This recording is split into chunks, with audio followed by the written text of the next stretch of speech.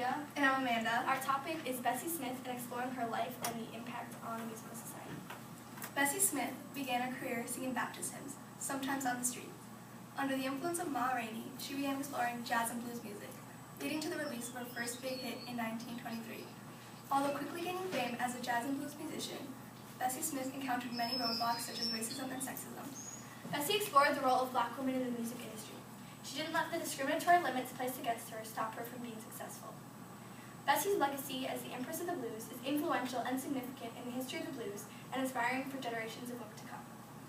Slavery officially ended in 1865.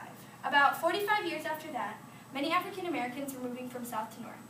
That was the start of the Great Migration. It started in around the 1910s and ended in around the 1970s. In the north, African Americans still faced segregation, and so a way to express themselves was through music. I have a hope that looks away from present woes and tears. That was the start of jazz and blues, and a step toward the Harlem Renaissance. From there emerged great artists such as Bessie Smith. She began her career in vaudeville. Finally done with rehearsal. Bessie, it's time to check your dirty brown skin. You have to see this lighter than this paper bag. I ain't doing that.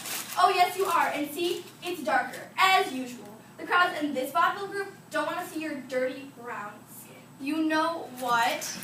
I put up with your unfair pay, your unfair everything. You treat us all so terribly. I might be black and I might be a woman, but I have feelings too. And I can sing. Before you know it, you'll be working for me. At that time, people liked vaudeville because it was supposed to exhibit high standards of performance. Bessie was taken under the wing of one of the biggest blues stars at that time, Ma Rainey, also known as the Mother of the Blues. Bessie, didn't you have something to tell me? Yes, I think I'm going to start my own show. I'm going to go off on my own. Well, good luck. Remember, the blues is not about people knowing you, it's about you knowing people. After leaving the show, Bessie sang with various chorus lines and with the Black-owned Theater Owners Booking Association, or TOBA. In 1923, Bessie got her first record deal with Columbia Records. I'm so excited that I might be signed with Columbia Records, but I'm really nervous. I hope everything just turns out to be well. One of my employees thought they had a good person to be signed to Columbia Records. The girl he brought back looked like anything but a singer. She looked about 17, tall and fat and scared to death. Just awful. Gee, but it's hard to love someone when that someone don't love you. I'm so disgusted, heartbroken too. I've got those downhearted blues. But all this you forgot when you heard her sing. Congratulations, Bessie. You've got yourself a record deal with Columbia Records, and I think the people will love Downhearted Blues. I'm so excited that I've been signed to Columbia Records by the talent agent, Frank Walker. But I saw the way he looked at me when I first came in. He thought I would be terrible, because I'm big and tall. Bessie's career took off from there. She was getting a lot of attention. Columbia Records sent her on a promotion tour, and her album sold 780,000 copies in the first 6 months, which was a lot for that time. Bessie continued recording with Columbia as she rose farther and farther up in popularity. My tours can be so stressful. I don't understand how I can sell thousands of records, but I can't stay in a hotel. Hi, I'm Bessie Smith. I'm here on tour. Can I please have a room? No. This is a hotel for whites only. No colored people allowed. What do you mean no colored people allowed? I'm Bessie Smith. Yes, I know. I heard you the first time. But like I said, the first time, whites only. Clearly, you're not white.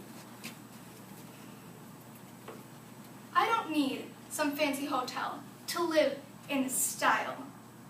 I think Ma had a train car. Maybe I'll get myself one. Today's show will feature the wonderful Bessie Smith. Today we are going to be talking to her about her ups and downs in the business. She has had such a successful career. Welcome to the show, Bessie. So, Let's hear about some of your struggles in this wonderful career of yours. Well, as you know, I've had a run-in with the KKK. I think it was 1927. Yeah, 1927. They came to my tent show and were trying to collapse my tent. But I scared them off, and I didn't stop my show. I just kept going. And there was this one time when this drunk man came up to me and stabbed me, and it was all because I took him away from my Aunt Ruby, my niece Ruby. Wow. Those are definitely some struggles. But let's hear about some of your proudest moments. Well, as you know, I travel in a railroad car. It's amazing. One of the reasons is because of the white hotels. They didn't let me stay there, so I had to find somewhere else to live. And I've worked with so many amazing musicians like Louis Armstrong, James B. Johnson, Fletcher Henderson, and Sidney Bechet. And Wow. even with some white theaters. That's amazing. Thank you so much for being here today, Bessie. That's all the time we have. Thank you so much.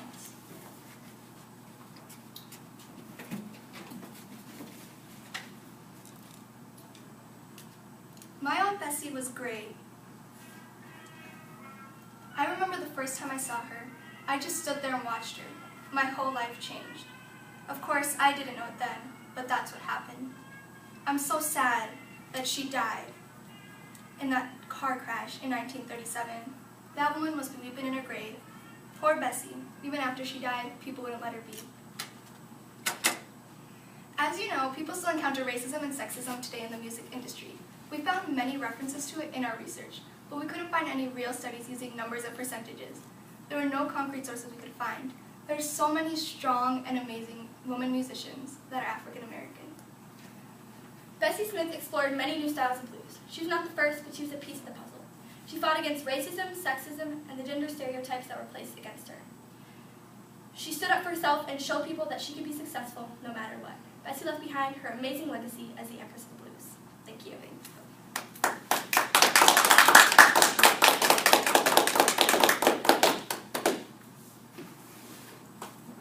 Well, thank you very much for your performance. I'm Maggie Katambai, and this is We love it. And we're just going to ask a few questions, and it won't affect your score at all. We just wanted to get to know you better. Okay. And we were wondering, how did you happen to choose this topic? Well, we both really love music, and we were like on the internet looking for like topics, and we were thinking like something that involved jazz and blues, and then we came up with Bessie Smith's name, and we did more research, and we decided that our project should be on Bessie Smith. As far as the theme goes, you guys talked about encounter. Is that what you guys focused on from the three Yeah, themes? I think mostly encounter, but just exploring also like the music industry and blues and jazz. Did you have a favorite primary source, and if so, why? Yes, we actually listened to a recording, an interview that was between Bessie's niece Ruby and Chris Albertson. He wrote a book about Bessie Smith, and it just kind of talked about Bessie Smith and everything and her legacy.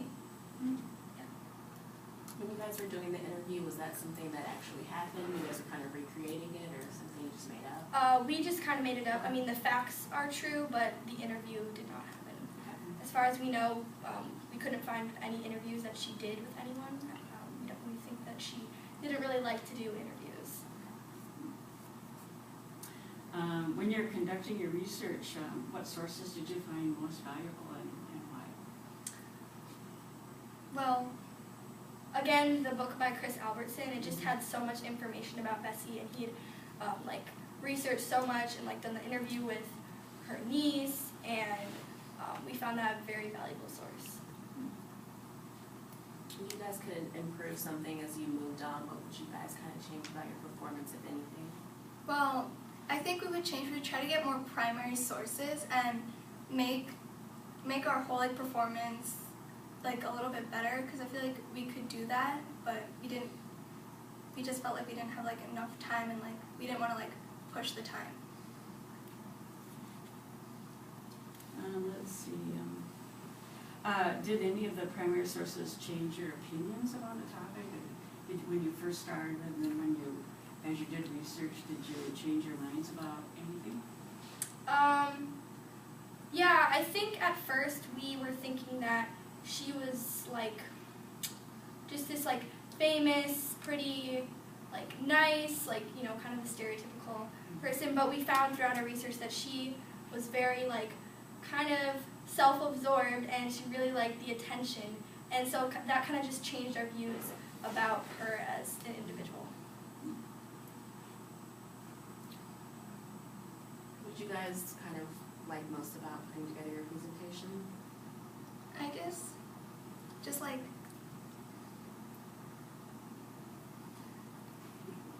we just really liked just like the whole entire experience of it. It was really fun. Yeah, and we're both in like theater. We really enjoy theater, so I think that was one of the parts that we most enjoyed, at least me personally, like just doing all the acting and being able to put together scenes.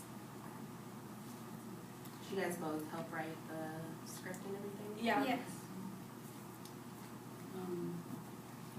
Well, we've asked you quite a few questions, but is there anything that you would like to share with us that we haven't asked you, or something that pops up that you'd be interested in talking about? Well, we didn't go too in depth with her death just because that wasn't our main event. Mm-hmm. But there was an interview with a doctor who was at the scene of her death and who was there when she died, and there was a recording of him telling his like perspective on what happened, and that was just really interesting to like hear about his viewpoint and his perspective of what happened to her. All right, well, thank you guys. Yeah, thank you so much. She's our pretty guys.